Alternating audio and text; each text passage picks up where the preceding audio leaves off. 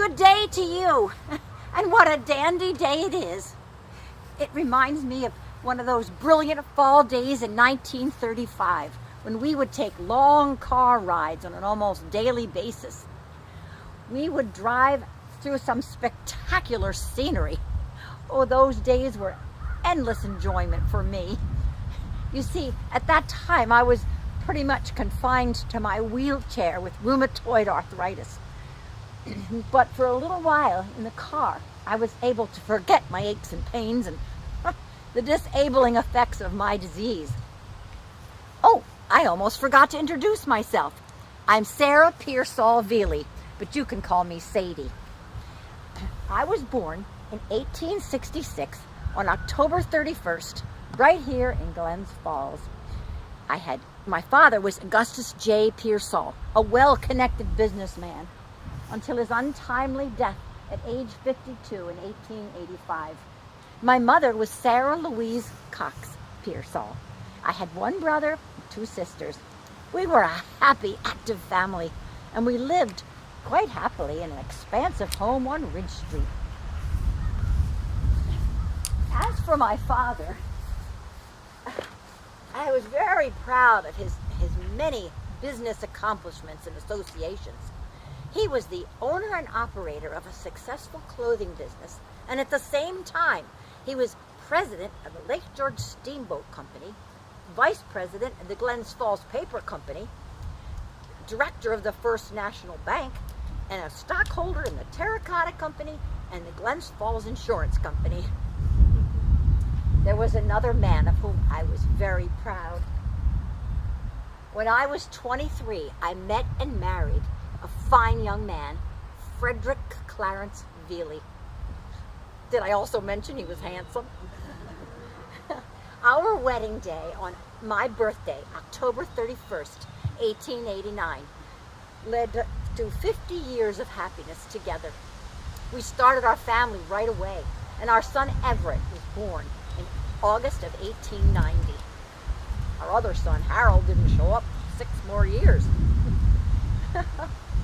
Shortly after our wedding, we moved in with Mother on the Ridge Street house, and we lived very happily as a multi-generational family until she too passed away in 1904. My husband Fred, when he was 16 years old, started working in a local drugstore, and he became a registered pharmacist after graduating from Columbia University School of Pharmacy. He became a partner, and the business name was changed to Ferris and Viele Drugstore.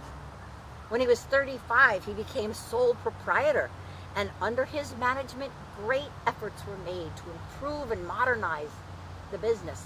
He added many departments, which greatly added to its success. Well, the boys grew up, and at age 18, Everett graduated from high school, and we sent him off to Phillips Academy in Andover, Massachusetts for further education. Tragically for us, at the time there was a typhoid epidemic at the school, and Everett became a victim. He was sent home to recover, but our son died at age 18. I don't think we ever got over the loss of our fine son. I prefer to think of happier times when the boys were younger, and we would take many vacation trips, especially those to Atlantic City. I think of all of our trips, Atlantic City was the boys' favorite, very, very favorite spot.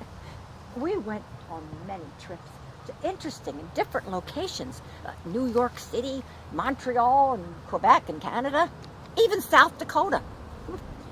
Wonderful trips, but we were always happy to come back to Glens Falls, especially when my disability progressed and I needed assistance to navigate new places. Our other son, Harold, grew up to be a pharmacist, just like his dad. And it wasn't surprising that he came on board as a partner. And the name of the business was changed to Fred C. Viele and Son. With Harold there, it was even easier for us to travel. And because I was just bound and determined that my disability was not going to keep me down. Harold married a lovely girl, Margaret Kilmer, and we spent endless hours together. We ate dinner together 2 or 3 times a week, either at their house or ours, or at one of our favorite restaurants, like the Halfway House, the Plaza, or the New Country Club. Oh, we watched movies together, we played cards, we listened to special radio programs. In other words, we were extremely compatible. Fred also enjoyed playing golf, and he tried to spend time on the links when he wasn't busy at the store or taking care of my needs. In 1925, Harold and Margaret gave us the dandiest gift of our lives, a peach of a granddaughter for us to love and spoil. Her name was Margaret Elizabeth Viele. She was called Betty for a short time, but I just knew that wouldn't stick. And she became Elizabeth for the rest of her life. Such a sweet child. And to think she lost her mother when she was only 4 years old. Who would have thought that just to slip on the ice could end someone's life? I don't think our Harold ever got over the loss of his young wife. Oh, but little Elizabeth just filled our lives with sunshine. She was such a joy to take care of, and we took care of her as often as we could. I saved one of the most interesting things about our lives for the last.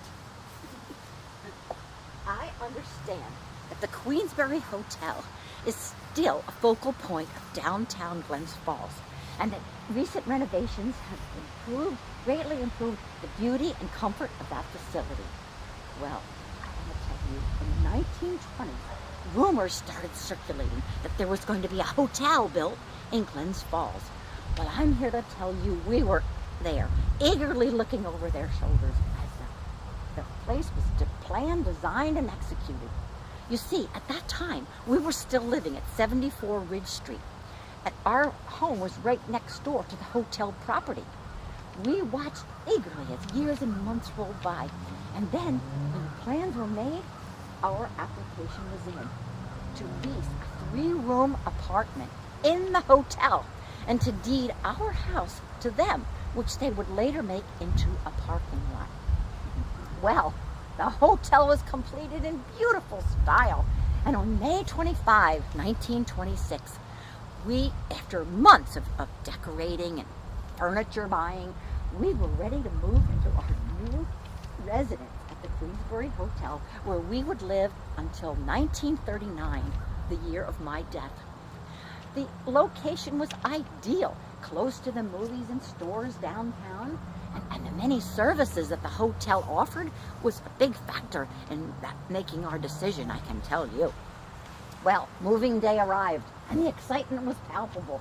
I was 59 years old, but my entrance into my new home was both unusual and understated.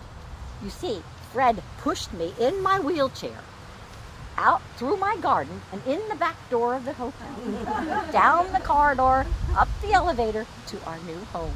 And I know it's an understatement, but we were absolutely overjoyed with our new home.